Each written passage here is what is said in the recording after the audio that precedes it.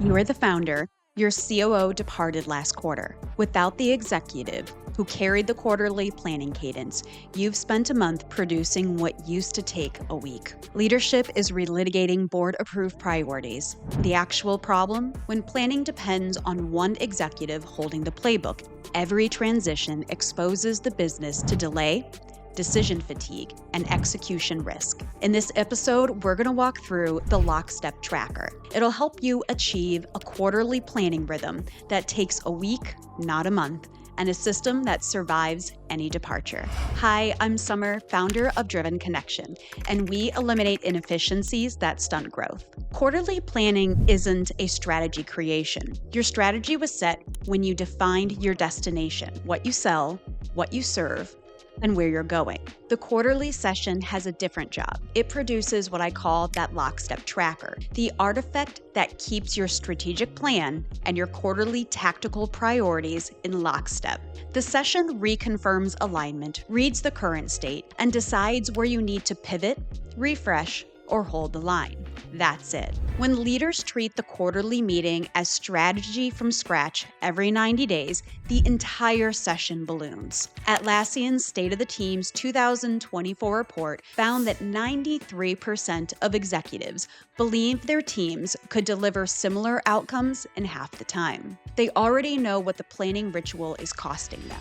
The inefficiency isn't the work. It's the planning ritual treating itself as more important than the execution it's meant to serve. The well-designed quarterly session takes a week because the strategy is already shared culture, the operating cadence is already running, and the agenda has a constrained job. A 4-week planning project is a sign that one of those 3 steps is broken, and the fix is the design, not more deliberation time.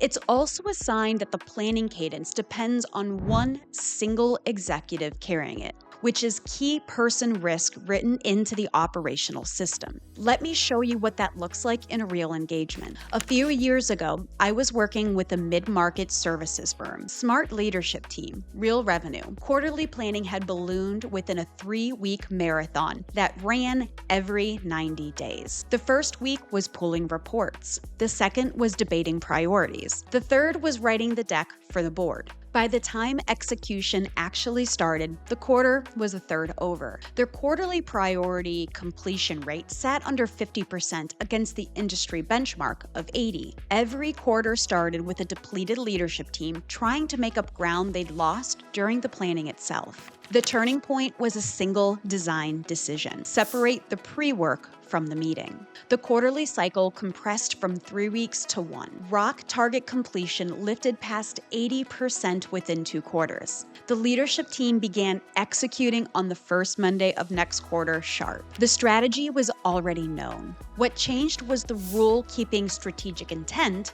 and quarterly execution in lockstep. So if quarterly planning extends to a month this often across mid-market leadership teams, what's actually driving it? 3 causes account for most of the breakdown. 1. Strategy gets re-litigated in the room. The team treats the quarterly session as strategy creation because the strategy isn't shared culture yet. Roger Martin, in his Harvard Business Review piece, The Big Lie of Strategic Planning, calls the strategy avoidance. Choosing a strategy means cutting off options, so leaders plan instead of decide. The P&L line means leaders' time and forfeited revenue. Every week the executive team is in the planning room, they aren't in the customer conversations driving the deals. 2. No current state check before the room. The SOW read, the market shift, the last quarter data, it all shows up inside of the meeting instead of before it. We walk through the lived SOW version in episode 12. Decisions made on stale assumptions get reversed mid-quarter, and the work behind them gets shifted. 3. The agenda is time generous, not time constrained. Whatever calendar window you book, the work expands to fill it. The book Radical Focus names an alternative direction. The difference between goal setters and goal achievers is the cadence of check-ins, not the length of planning time. The cost lands on next quarter's payroll. A team that spent 4 weeks planning starts execution depleted, and execution is what the quarter is for. Design the meeting around decisions, not documents, and a rhythm compresses from a month to a week.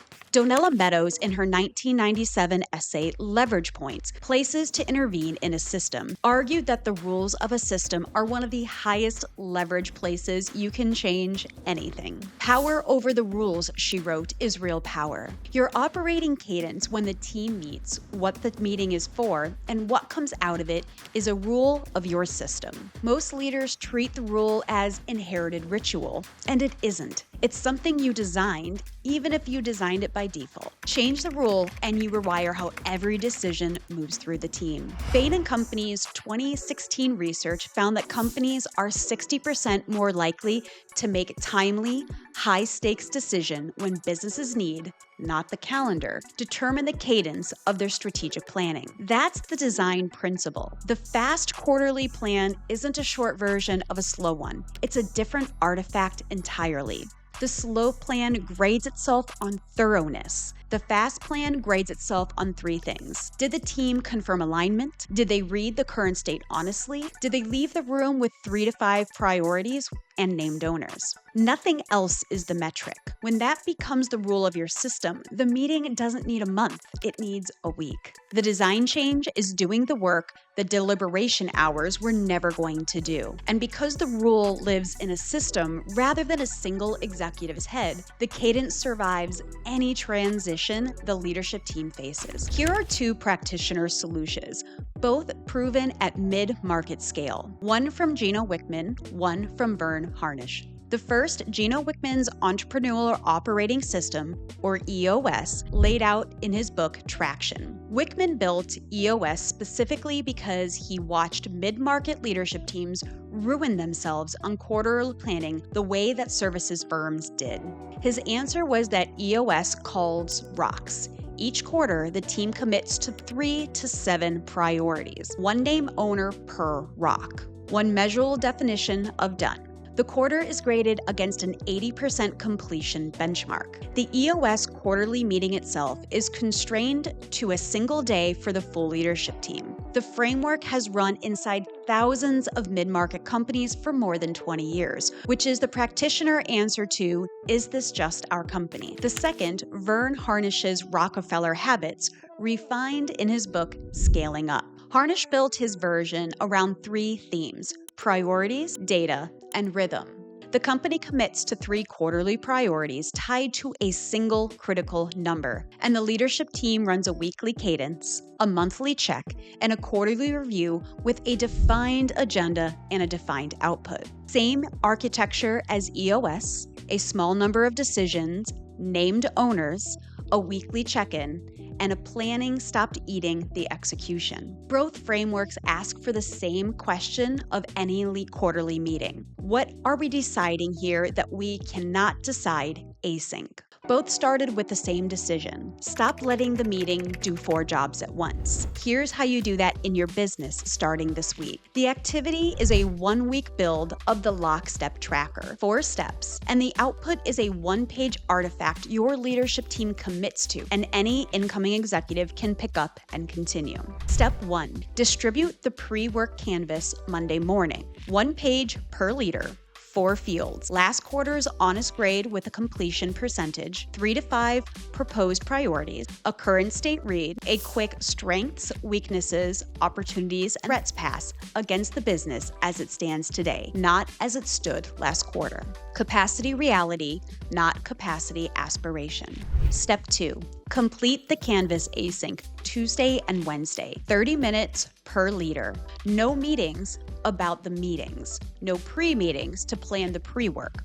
The canvas is doing the thinking artifact. Step 3, async review Thursday. Each leader reads every other leader's canvas, 30 minutes. They come to Friday's session having seen everyone's thinking, which means Friday isn't discovery, it's decision. Step 4, the Friday decision session, which is 90 minutes. 15 minutes confirming strategy alignment. 15 minutes reviewing current state. 45, locking in 3 to 5 priorities with named owners. At a 40-person services firm, that might be launch the partner channel program or cut average client onboarding by 30 minutes. And the last 15 minutes naming the not this quarter list so the team knows what they're deliberately not doing. That last step is the saying no discipline. It's what keeps the strategic plan and the quarter's tactical reality in lockstep. Here's the recap. Distribute the canvases Monday. Async write Tuesday and Wednesday. Async read on Thursday. Decision session on Friday. 1 week, 1 meeting, and 1 quarter of clarity. You don't need a month of planning to lead a strong quarter. You need a quarterly planning rhythm that takes a week and a system that survives any executive departure. The meeting's job is to confirm it, check the ground, and decide. When the cadence is built inside of the culture, no one is guessing.